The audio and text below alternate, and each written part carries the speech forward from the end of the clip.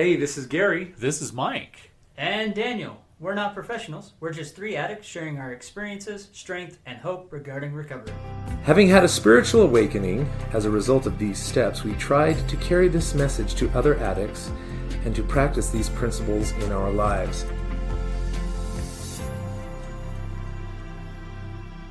Welcome to another episode of the 12th Step Podcast. This is Mike. This is Gary. And this is Daniel. So good to be back. It is, isn't So it? good Yes. to be here. Yeah, I think we've ironed out some of our mysterious bugs regarding the chip and where they got lost. And I've already admitted I lost it. I found it. The episodes are out. He was lost and now he's found. Now he's found. Yeah. But I think it's also, we've put together a nice schedule that will see us through some of the coming episodes. Sure. I think we're excited about Well, that. I mean, as we've discussed on previous episodes, we kind of, our lives leveled up in a way where they've gotten more challenging. As far as work, I mean, I know your work opportunities have gotten a lot more than they have been in the past. Right. Gary got a new position that he's just been rocking it. And, you know, my life got crazy because I had a great position with another company. And then that went wishy-washy. Now I've started with another one that's a great opportunity. So, you know, again, 9 Step Promise is kicking in. Our lives are great, but it has taken us some time to kind of adjust to find a rhythm again. Yeah. But I think we're back. I think we're back with a rhythm. I think so We too. found a rhythm, and But it does bring up an interesting idea. Yes. You know, because that means that. And Mike suggested this as a topic for. I'm excited. He described it as an airplane that he's going to be building as he flies it. So he's leading out on this one. But the idea that as dynamic as recovery is, you know, you go forward in life and things change. Yes. And they change for the better, and you know, and there's some growth that takes place, and it's actually been a lot of work for the three of us to find that rhythm again. Yeah. Because we found ourselves in different places at different times. Yep. And juggling life and family and career and everything, you know, all kinds of obligations, and you know, but we made this, you know, I believe, you know, we even broached a question once or twice, is this something we want to keep doing? And of course we all said yes. Yeah. But, you know, we had to make it a priority. then the question is how. How? Yeah, okay, that's great. Then How do we do that this? Let's rededicate and get back after that. What sacrifices do we have to make? What are we going to have to do to do this? The genesis of this idea is that each one of us are at different stages in our own recovery. We have put out a time or two episodes having to do with, you know, what are the tools that we're working on at this particular juncture in our life? Where are we at? What's going on? And what is it that seems to be working and what isn't working? And so we've put out a handful of podcasts, but around that. But keep in mind, some of those were maybe even the early days of my recovery, or maybe even Daniel's, whatever. And I think the idea is that the tools that we may have been doing at that point in time may be different than where we're at now. Sure. Each one of us has some clear, clean time under our belt. We've been doing this for quite some time. Mike's kind of a big deal. Yep. I don't know about that. I do. But the point being is that we're now in a different place. So what have we evolved to, if you will, in terms of what are we doing now at this point in time in our path of recovery? What are the things that we're doing at this point in time? So you say you've got some ideas. Let's throw those out there, because I have a hard time believing that all of our listeners are, you know, just a few months into their own recovery. Many of them have years of clean time in their own situation, and they're probably interested in hearing what it is that we're doing at this late stage of our recovery, or this later stage, I'll put it that way, because recovery, as we know, is no end point. It's a process. And so we stay with this, and perhaps what we may be doing today isn't what we were doing 5 years ago, and it certainly won't be doing what we're doing 5 years from now. So what are we doing now? What are the things that you find in your daily routines that help you sort of keep you in a safe place?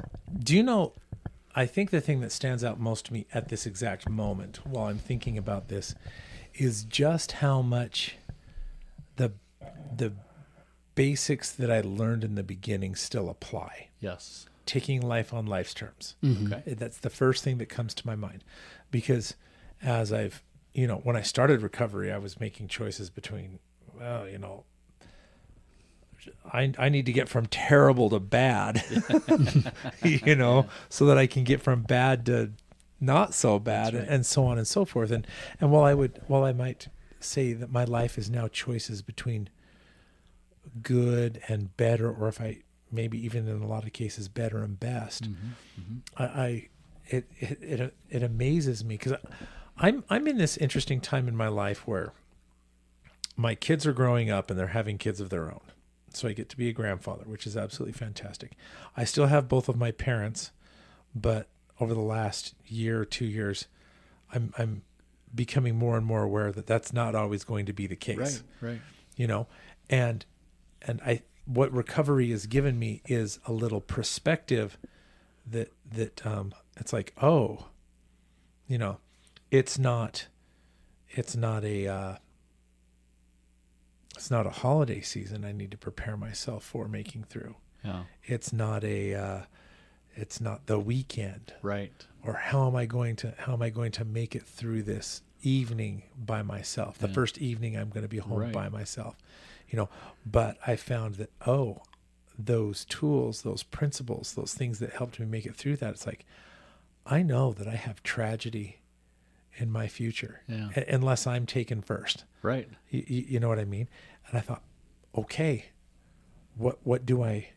how am I going to navigate that? Yeah. You know, because I know that no matter what I do to quote unquote prepare myself, that you won't be ready for won't be ready for that.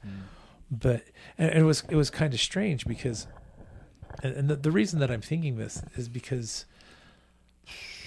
I had last Friday I had off, which is really kind of unusual. And I thought, oh my gosh, I have nothing planned for the day. It's a big giant nothing burger. I'm so excited. Wow. And quite honestly, I thought to myself, okay, you know, I'm not going to go get up into any kind of trouble. I'm going to very intentionally just plan my day. Yeah. You know, I'm going to, and even if that means I'm just going to sit around and paint a model or read a book or whatever it is, that, you know, that's what I'm going to do. And it turned out that I probably shouldn't admit this, but I took my key home. That's not a good thing to do in my line of work. So I had to take my key to work. So now I have to go into work on this day off, and my work is actually really close to my parents' home. Okay. And so since I was all the way out there, I thought, I got nothing better to do. I'm going to see if I can mooch lunch off my dad to go see what he's doing, or maybe I'll bring him lunch or, you know, some contraband treat or whatever. And I ended up spending most of the afternoon visiting with my father. But which is a great, it was an absolutely great recovery tool. Oh my gosh, it was absolutely fantastic. Yeah. It was I couldn't have spent the day better. Really. I enjoyed every moment of that. But I also, you know, and he's telling me about all the things and stuff that he's going through and all this kind of stuff. And it was really, really good. But I left thinking, man, what a blessing, what a treasure. I don't know how many more of those I have. Right. You know, because nobody's promised tomorrow. And then I thought, okay, I have to learn to take life on life's terms. What am I going to do when? Yeah. You know, and how can what recovery taught me do that? Because I found that a lot of the principles that work in the little work in the big. Yes. It's a true story. You know what I mean? Absolute truth. And I don't know. I'm just kind of rambling now, but well, I was just thinking also of your own circumstance. I mean, probably since one of these episodes where we actually went off on something like this, you've actually had a phone upgrade. You've yeah. moved from the the well-documented flip phone Yeah. to now having normal smartphone. Yeah. What are you doing to maintain sobriety in your new space with your new phone? I mean, that's a different universe for you. well, do you know what? It's kind of interesting because I got so used to my phone, my flip phone, being a tool, you know, and I use it for communication.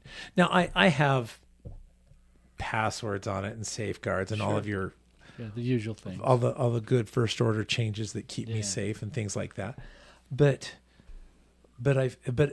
my phone is actually really interesting because that was something that initially I didn't give up, and then I didn't think I needed to give it up because it was the computer that I really used. I really didn't use my phone to act out at all.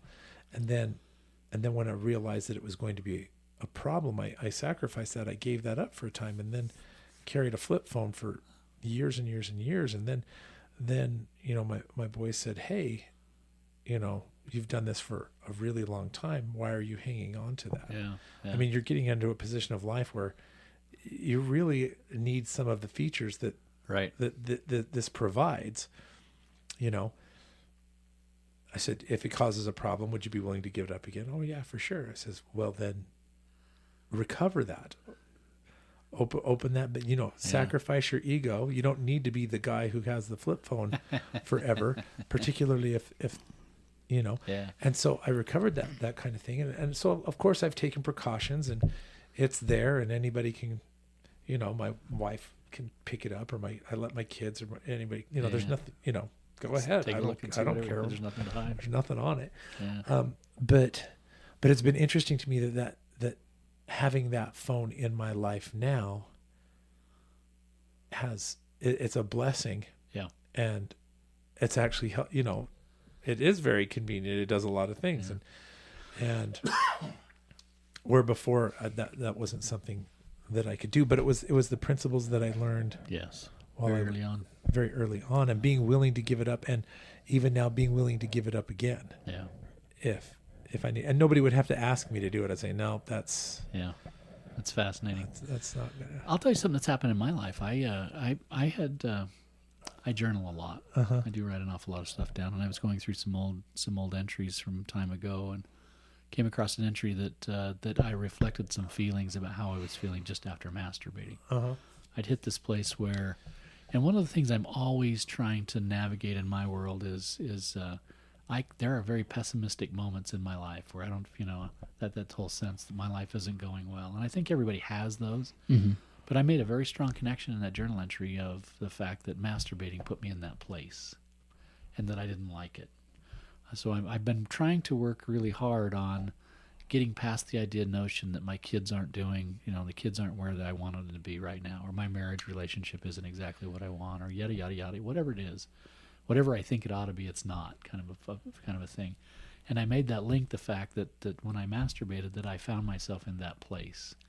And so now when I talk about my own recovery, the thing I want more than anything is I don't want to do those things, which is a place I've never been before. It's always, what do I do to prevent myself from having this stuff happen, right? How do I keep myself out of that middle circle living kind of stuff?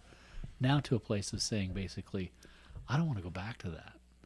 I really don't want to go back to that. I don't like the feeling that I get.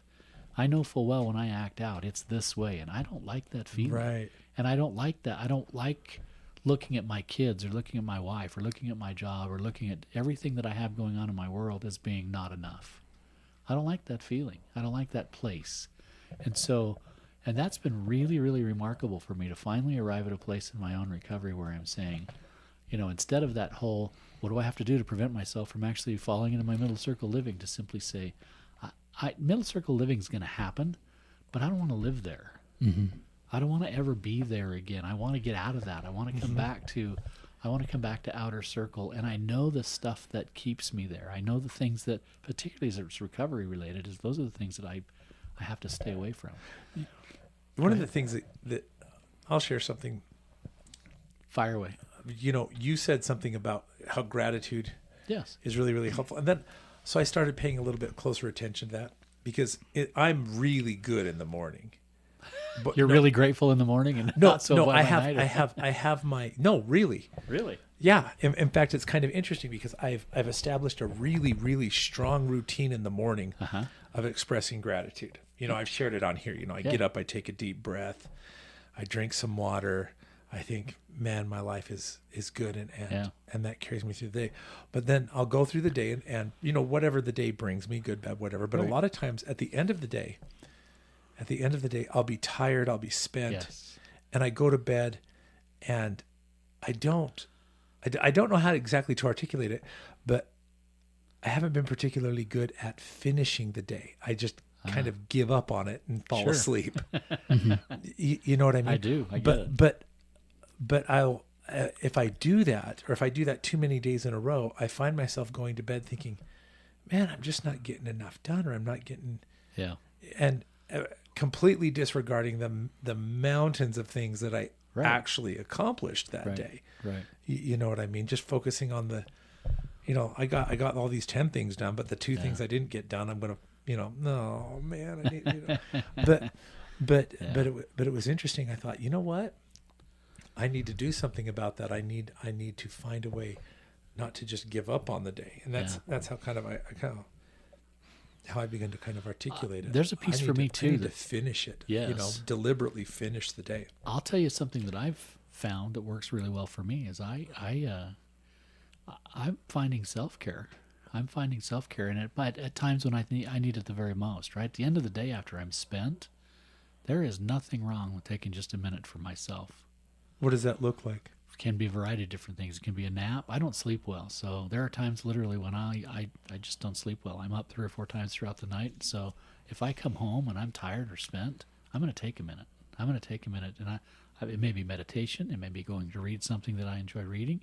It may be spending time with children that maybe I've neglected over the last, whatever it is that I want to spend time with, that it's time for me to spend some time with my wife, whatever it is. But it's the realization that I need to take care of me. That, up to that point in time, it was work. And by the end of the day, I may start off the morning with lots of gratitude. And by the time the end of the day rolls by, it's like, man, what a shitty day. I'm sick of this, whatever. And when I find some time to take a minute for me, then I can finish out the day a little stronger. Yeah. Well, So self-care is a big piece of that. I'm working on a new and improved, and it's not a, It's subtle things. it's not like I don't want to give the impression that I go to bed every night just Yeah. giving No, up I on get that. life. I No, get that's that. not what's happening. But I thought there's got to be a way for me to learn to end my day as positively and hopefully, and I'm sure that practicing gratitude is going to be a key part of that. Right. You know what I mean? But I'm not very good at it yet. I don't think we're expected to be perfect at it right now. I think we're learning. I think but the fact that we're implementing something like that in our recovery life is a big deal. I mean, it's interesting you guys bring that up. There's actually a video I was watching the other day. This lady discussed if you, before bed, can express 5 things you're gratitude for that day that happened, you sleep better at night. You find yourself falling into REM sleep faster. You wake up more invigorated the next day. Seriously. And if you do that week after week after week, you find yourself that at the end of the day, you're not as exhausted. Your body isn't, your mind isn't, because it has now been trained. Because everyone starts the day gratitude, and hey, it's a new day. Yeah. I get to start over. It's a new day. Everyone has that mindset. But by the time you get to the end of the day, you're worn out because you've had all these experiences happen, good or bad, and you're just exhausted. And if it's a bad day, you're just completely wiped out. You just want to go to bed and get it over with. But if you express gratitude at the end of that, despite even those challenges, what did you learn from that? What that you can be grateful for? And that changes that dynamic so that over time, life isn't about all the negatives, it's about the positives, and you're not worn out. Your mind can rest at ease because it knows it doesn't have to obsess about all these other things that it needs to try to resolve, because you are grateful, and you've already, by expressing that gratitude, it can let go of those. That's interesting because That is interesting. Because most of our restless nights are because we're obsessed about these thoughts of, how do I fix this? How do I resolve that? But you know what the interesting thing is that you can get caught in that same cycle. Like I would come home at the end of a busy day, a hard day, but it was a good day. Sure. And still fall into that trap of Yeah. what you're talking about. And Yeah. so no, that is, so there you go. There's something I'm still working on 12 and a half years Yeah, into it. I got stuff to do. Isn't it interesting to see how the dynamics of our recovery has actually changed to some extent? And we're taking things that we learned maybe several years ago and now applying it in a different way at a different point in our recovery career, which is fantastic. That's exactly what recovery is all about. Yeah. The dynamic nature of our recovery requires that we take these things that we learned and we apply them maybe in a different way. Well, I also think you can't do everything all at once. True story. So, you're going to find things that's like, okay, I'm going to master this part, Yeah. and then once I get that down, then that'll free me Yeah. up to, Yeah. to start working on something else. Do you remember the picky tool? Well, that's actually Yes, interesting. personal You craziness mentioned index. that. I haven't done that in a long time. I Right. should pull that out. So I and actually try did a that. reverse one of those. Really? Okay. So while I was out of work, because I had a lot of free time, Sure. I identified the things I needed to avoid, but I had identified things I needed to do to keep my sanity and keep myself busy Yeah. to avoid things. And so every morning I'd wake up and I would write a checklist of these are the things I need to do. You know, and as long as I get these things done, I'm going to be okay, because I was noticing that, you know, because I would have my kids and every time they leave my house is a disaster. Sure. But if I don't clean that up, Immediately. like yeah. like today they went home to their moms. I immediately started cleaning after they left, because I know if I don't, even though I'm busy working or doing other things, my brain still recognizes that clutter, and Yeah. my stress level goes up. You bet. My anxiety goes up. If I get rid of that, it doesn't go up. You know, and then, you know, gotta take the shower, gotta, you know, brush the Yeah. teeth. But then I would also okay, I wanted to rearrange this room.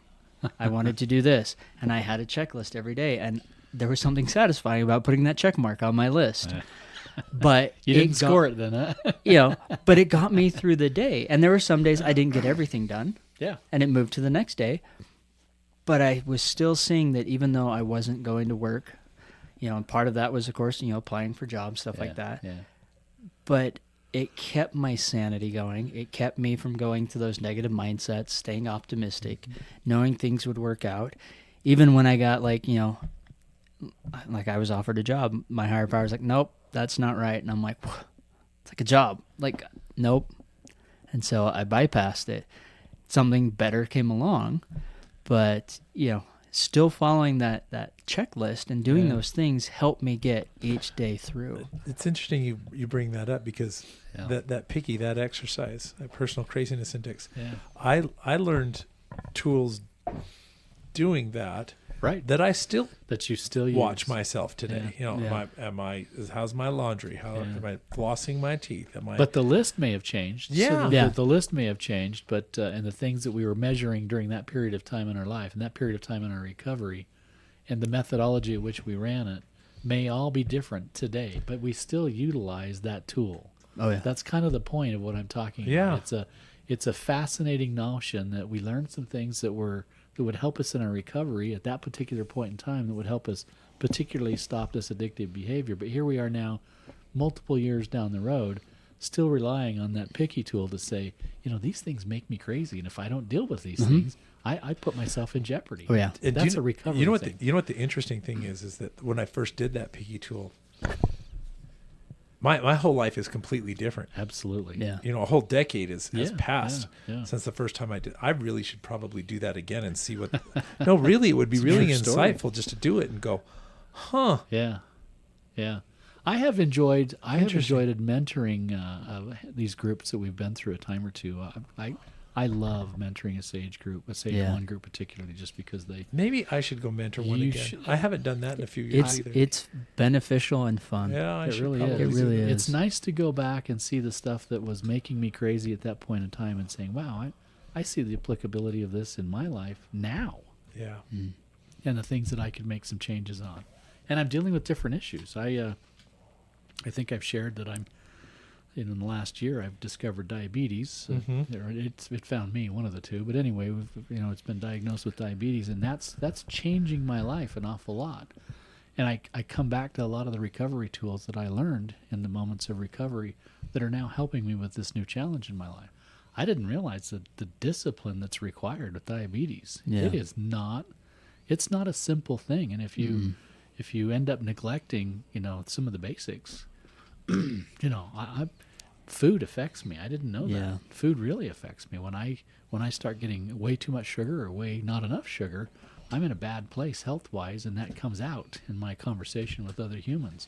And so my parents or my family's all starting to realize that Dad's going through a sugar high or a sugar low. What's going on here? How do we Yeah. help, and what's going on? Because there's a hangry side to me. There really is.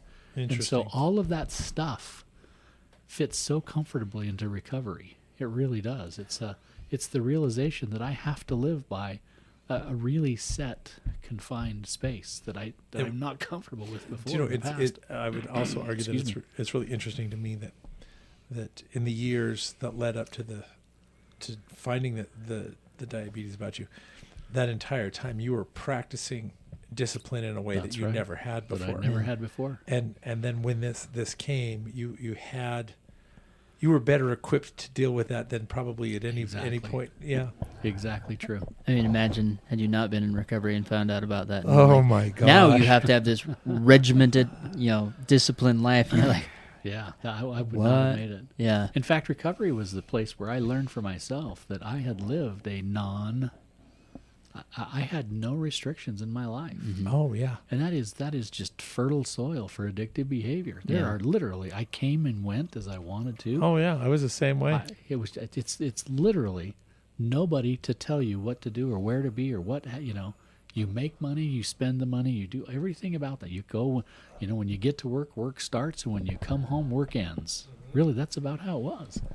And so that is a really non-defined space. And along comes diabetes that's really defined, and I would not have made it. I would not be making it right now if that's not. And I keep coming back to that in terms of my own diabetes. Like, look, Mike, you really need to focus on and regiment these things because this is really critical. Have you discovered? Does it surprise you how much freedom discipline gives you? It's surprising to me. Yeah. I never would have expected it to No. be that way. Never would have expected it to be that way. So, it's different now. Let's be clear. It's all different now, but it's still, a lot of cases, it's still the same yeah. tools. Well, I mean, the other grateful thing about doing that mentoring is, at least for me, is I can actually see how far I've come because Yes. I have my original book. Isn't that great? And I see my notes, and I look at those. I'm like, That's what was really bothering me. really? Oh my gosh. That was it? Like, and then, there's been a couple times, like with this last one that I mentored with Mike, where I reread my first step, and, it hit me just how far I've come from Right. that place. So it is very helpful to go back and mentor there. Yeah. But not only that, like the amount of tools that I'm no longer using because I don't need to, Sure. because I'm in a different place, as well as the same tools that I continue to use. Reaching out is probably one that will never Right. go away. I still use a relapse chain, but I don't use it because I've relapsed. I'm using it because, hey, I'm feeling some negative emotions coming in or some heightened stress. Yes. Where can I track this back to, and what's causing that? Right. So that I can short circuit that and not get to the that The boulder behavior. following Yeah. rolling down the hill. Yeah. I think it's very, very. I think it's awesome how, for lack of a better way to say it, a true principle or a real will grow with you. Mm-hmm. You know what I mean? Oh, yeah. And it doesn't. Its effectiveness doesn't change. No. The application is different, but the principle still holds true. Absolutely. Anyway, Fascinating topic. Like I said, it's fascinating to evaluate where we're at this late game in our recovery, but knowing full well that that the stuff that we'll be doing even a few years from now will be different than where we're at even today, because of the dynamic nature of what we're dealing with. So that's great. I think you brought up some fascinating things that I'm even thinking about even this time. My dad is 87 years old. In fact, he slipped and fell yesterday and broke his collarbone yeah. at 87 years old. And I had to some extent, I don't want to say give up on my family. I had there's no doubt about it. I've had and I think it's fairly well documented on this podcast that I've struggled some with my relationship, and that's probably added to some of my addictive behavior. But one of the conclusions that I'm coming away even with tonight, as you've talked, is that those days are numbered. Well, I don't have many days left. No. And maybe some of the things that I need to do now is it's time for me to start mending that fence and mending that relationship a little bit, at least so that when he passes, I'll be in a better place. Yeah. I'll be in a better place and be ready for that a little more than I am right now. So that's even something that I can work on even now. Yeah. So I guess when I go to bed tonight, I'm going to name 5 things I'm grateful for. there you go. There you go. There you go. Well, What about you, Daniel? What you got going on? I mean, well, I kind of mentioned, doing the reverse picky. That's kind of what Oh. I had going on. yeah. I meant, what are you going to do tonight? Tonight? What are you taking away from? I mean, episode? I've started doing the gratitude in the evening. Mm-hmm. That's something I've been working on. Definitely working on keeping my environment cleaned up, and that, especially since work and home is the same place. That's really important Yeah. for me, because there's no separation right now. I have a big shed in my backyard. I'm actually thinking of converting that into an office space, since there's enough space, so that I have that separation, so that there's not as much stress. I can walk out there and Go to the Yeah. office in your pajamas in the backyard. Huh? well, Very I actually have to be dressed up for this job, because I'm talking with Customers probably all do that. clients. I mean, I was with clients before, but it's now definitely I have to wear a collared shirt, stuff like Wow. that. That's probably better So, for you anyway. It is. Yeah, It's it going to is. be better. Really. But I've been finding and thinking about that more and more, because one of my new coworkers, he actually did this, and he talked a lot about that separation. He didn't realize how much it was affecting him. That because this way now he leaves the house, even though it's in the backyard. There's still that I'm That's leaving right. to go to work. Going to work. I'm at work, and then I can come home. Yeah. Because just being at work, even though there was a door, there wasn't much separation. He could still hear what was going on in the house. His spouse could come in, and when I was working previously from home, my ex used to do that a lot. She'd come in, I need you to deal with the kids, and I'm like, I'm working. There was no real separation. And so I'm going to maybe try that to see if that brings down some of that stress level as well, and provides that separation, because I could be working and my kids, when they're home, then they start fighting, and then I'm stressed and I'm trying to do a presentation and it doesn't work. So at least I can have that separation there. That's a good idea. As well as, traversing the struggles of being in a new relationship and navigating that. So definitely relying a lot on those recovery tools and A lot to being work present on. with those. So A lot to work on. yeah, A lot to but work on. some really good things. So there you have it. We just built an airplane as we were flying it. Hopefully we built the landing gear. Yeah. I think it's also important to point out that, to the listeners and things like that, as many years as we have, we're still working on it. Oh yeah. We are. We're still, And very conscious of it. yeah, Yeah. very that conscious this isn't something that recovery isn't something that just ends and goes away. of it. Right. No, I mean, for example, just throwing it out there before we wrap it up, like, even though I'm in this new relationship, I scheduled an appointment to meet with our common counselor, because today I'm realizing there's some lingering doubts in the back of my head Sure. because of past relationships and stuff like that. Yeah. Even though this person I'm dating now is wonderful and amazing, and everything seems right, Sure. there's still that lingering doubt of, Well, what if things change? Yeah. What if a couple months from now they're not who they say they are? Well, the other thing is Daniel, you need to remember, and this is something that I learned. Now we're going to get into another whatever, but sometimes you don't have a chance to practice or use the tools that you've learned until you're in the situation. Well, yeah. You know what I mean? So you've had 5+ years of recovery. Yep. That you're into, and this is the first opportunity that you've had where you've been in a relationship that's progressed to the point where it's giving you the opportunity to even put some of this stuff into use. Yeah. So it doesn't surprise me at No, all. it doesn't surprise me either. And I've Yeah. even addressed that to her today. I'm like, hey, I have doubts lingering in my head. It's not you. It's not our relationship. It's me. Uh-huh. I know it's me. These are those negative things. I've already scheduled an appointment to go talk to my therapist about this, but I want you to be aware of that. Yeah. That but- these are running in my head, and it has nothing to do with you. Yeah, but then I'll just point out, this is a little bit like Mike's diabetes. A few years ago, you wouldn't have been able to handle. Oh, no. But you see what I mean? That's Yeah, just- no, I wouldn't have been able to have the conversation. It would have kind of been in the background. I would have gone into therapy, kind of BS'd my way through it, not had a serious conversation, and came back saying, yeah, I talked to the therapist about it. We're good. When in reality, I've already talked to her in advance. Like, I know this is me. I know this is from my experiences. Yeah. Mhm. This has nothing to do with you or our relationship, but I know I need to work through this. Yeah, and those are you taking those principles that Yep. you've learned early, That's right. Yep. and now applying them Yeah. In a different manner. In a different manner. Yeah. So it's good. I'm grateful again where I'm at. It's been great navigating this relationship, because previous ones I really botched up. Sure. And it's really weird at the same time. Like, But, I'll talk to even her. in botching those up, there were lessons learned. Oh no, there were. Don't get me wrong, but it's really weird where I can come to her and talk to her about this, and she's like, "That's okay, I'm still here." Like, doesn't scare me, That's great. and I'm like, "Okay, but," that's what's going on in my head. And she's like, "And even if you say but, I'm still here." It's like, wait, did you understand what I said? Yeah, because in past relationships, You heard me, I would right? say You that, heard and what I it would said. it would go negative, but it's positive. I'm like, wait a minute, this is You're no. not responding like I, Yeah, yeah. you're not responding the way I expect. But this is probably how a healthy Yeah. person should respond. But I'm Sure. just not used to it. So it's great. But then when I get that, but I know it's me. I know it's Yeah. me.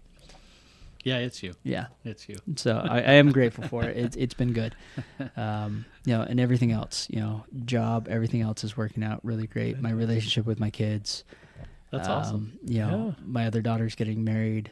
I will get to walk her down the aisle, which was a little bit of a it was difficult. She was planning on somehow separating me out of that, and we sat down and had a conversation because she thought, because other people had told her that I wouldn't allow it, she really wanted her stepdad to also walk her down the aisle. And I looked at her and said, I have no problem with both of us walking down the aisle. He's as much as your dad as I was. And she's like, really? I'm like, yeah, I've told your mom this, and I've told you this before. She's like, you're serious about this? I'm like, yeah. If you want him there too, I have no problem sharing that with him. And she's like, oh, okay, then let's do that. I'm like, okay. Yeah. And then she gave me the worst color ever. I guess she's like giving everyone colors of what she wants each family to be in. And her mom, she picked a color. My other ex, she gave him a color, and then she gave me like the leftover color.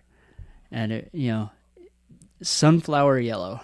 Thinking, and this, and not only that, it's a Western themed wedding, so I have to get a cowboy hat and boots. No. And I'm sure she's thinking that wasn't leftover. Yeah. That was a first choice. And I'm You know I'm how sure good that's going to look with your red hair. and I'm sure this was like an intentional Oh, yeah. So he's gonna blow up. He's gonna rage quit. And I'm like, all right, cool. And I looked on my phone, went to Amazon, found a vest and tie and a cowboy hat and cowboy boots, and ordered them right then and there. And she's like, really? I'm like, yeah. That's what you want me to be wearing at your wedding. I'm there. But had I not gone through recovery, I would have rage quit. I would have gotten angry. I would have been like, well, why the heck are they getting those colors and I'm getting the last choice? But I'm still coming down on that was a first choice for you. I'm sure it was, and I don't care. What matters to me is that I'm going to be there. Sunflower yellow. I get to celebrate my daughter's wedding. I get to walk her down the aisle, and I'm going to be a part of it. I think that's fantastic. And Yeah, that's my oldest fantastic. daughter was there with that conversation, and she looked at her and she's like, I regret not having him at my wedding. And I'm like, and our relationship together is really great now, but it was nice having her to say, yeah, I regretted that choice I made. Because kind of the argument was like, well, she's like, well, at least you're part of it, and you weren't part of her, so that's a bonus. I'm like, okay, like, is this supposed to like be a dagger to hurt me? Then that's when my other daughter spoke up, and that things just kind of mellowed, and she told me the color, and I said, I'm game. So it's worked out. That's but great. it's because of recovery. I'd not had that would have been a mess of a conversation. I would have been upset. She would have been upset. We would have both walked away, and I probably wouldn't be at the wedding. You wouldn't be wearing again, a sunflower suit either. but I'm gonna wear it with pride. Sure. I think I'm gonna wear a cowboy hat that I've never worn in my life, cowboy boots that I've never worn in my life, a sunflower yellow vest and tie, and I'm gonna make it look good. Okay. I love it so much. That's great. That's awesome. Well, we probably run ourselves out of time. We did. Do you want me to try to bring one more thing up for another Yes, 5 please. minutes? Yes. No, I'm not going to. Okay, then we're It's gonna more of Alrighty. a joke than anything we're gonna else. go ahead and end it. And we found the landing gear. Yeah. So this is Mike saying, first of all, thanks for joining us. Yes. I hope you enjoyed this episode. Yeah, enjoyed I doing it. did. Yes. So, this is Mike saying, do the work necessary to find the peace that recovery can bring. And this is Gary saying, do the next right thing. And this is Daniel saying, find the humility in your recovery. Thank you for listening to the podcast. If you like this episode, please give us a 5-star rating on iTunes, Spotify, or wherever you find us. As a fellowship of recovering addicts, Sex Addicts Anonymous offers a message of hope to anyone who suffers from sex addiction. Check out saa-recovery.org.